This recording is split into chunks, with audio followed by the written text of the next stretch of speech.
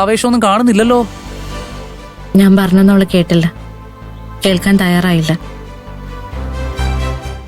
അവളെ വാശി പിടിപ്പിക്കാനായിട്ട് ഞാൻ കുറെ നോക്കി. പക്ഷേ അവളിവിടെ ഇല്ലെങ്കിലും നമ്മളെല്ലാരെയും സമാധാനത്തോടെ ജീവിക്കാൻ വിടില്ലെന്ന ശ്രേയ പറയുന്ന. ഇതൊക്കെ നമുക്ക് അറിയാവുന്നല്ലേ.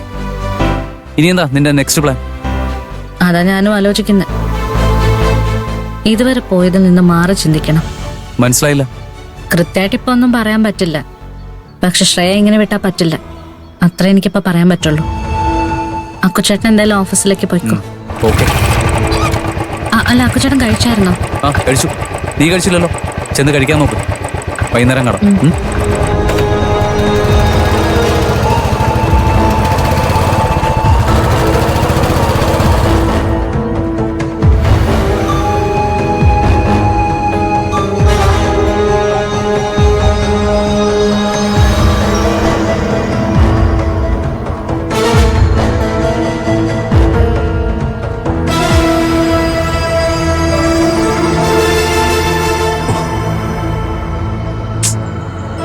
ഈ ശാന്തപ്പം അവനെ കാണുന്നില്ലല്ലോ. മേഡം വരാനുള്ള സമയമായി.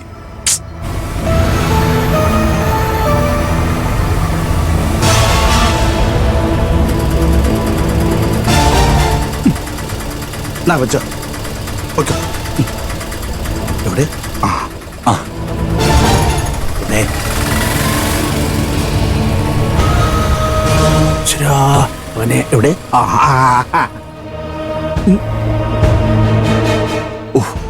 ശാന്തപ്പം അവൻ ഇതെവിടെയായിരുന്നു?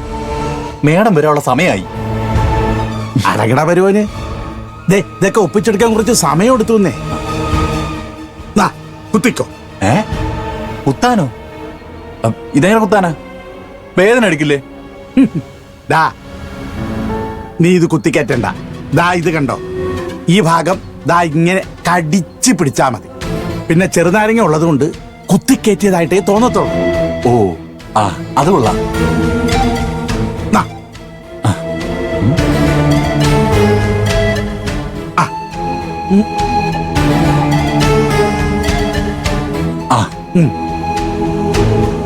കുത്തിക്കയറ്റി കഴിഞ്ഞ് 2 തുള്ളി ചോരയും കൂടി തേച്ചു വെക്കാം. നീയല്ലേ ചെയ്യുന്നത്. ശ്രേയ ബുദ്ധിയുള്ളവളാ, വിശ്വസിക്കണ്ടേ? എന്താ ഇത്? കല്യാണി നെറ്റി തൊടുന്ന സാധനമാ. ഓ, എന്നാ സമയം കളയണ്ട, കുത്തിക്കോ. അല്ല, കടിച്ചോ.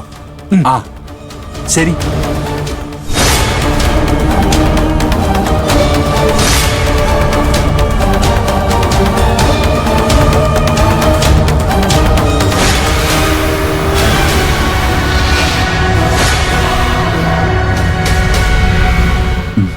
ഓക്കെ.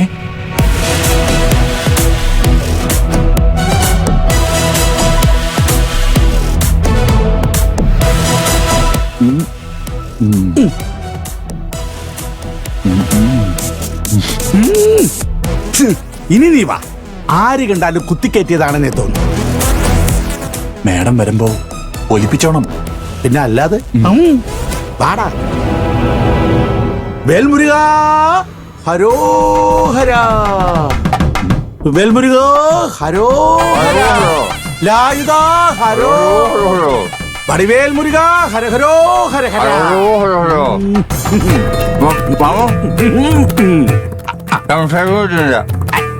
എന്താ സംസാരിക്കാൻ പറ്റുന്നില്ലെന്ന്?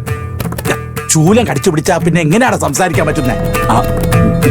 അല്ല, അപ്പം മേഡത്തോട് ഞാൻ അങ്ങനെ സംസാരിക്കും? അത് സാരമില്ല. തൽക്കാലം നിന്റെ നാക്ക് ഞാനായിക്കൊള്ളാം. പറയാനുള്ളത് ആംഗ്യത്തിലൂടെ എന്നെ കാണിച്ചു തന്നാ മതി. ഞാൻ ശ്രേയമൊക്കെ പറഞ്ഞു കൊടുത്തോളാം. ഓക്കെ.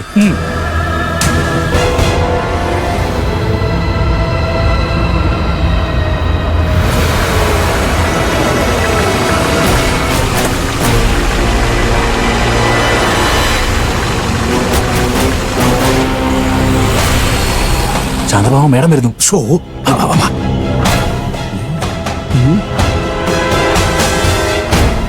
വേൽമുരുകാ ഹരോ, വേലായുധാ ത്രിവേൽമുരുകാ ഹരോഹര.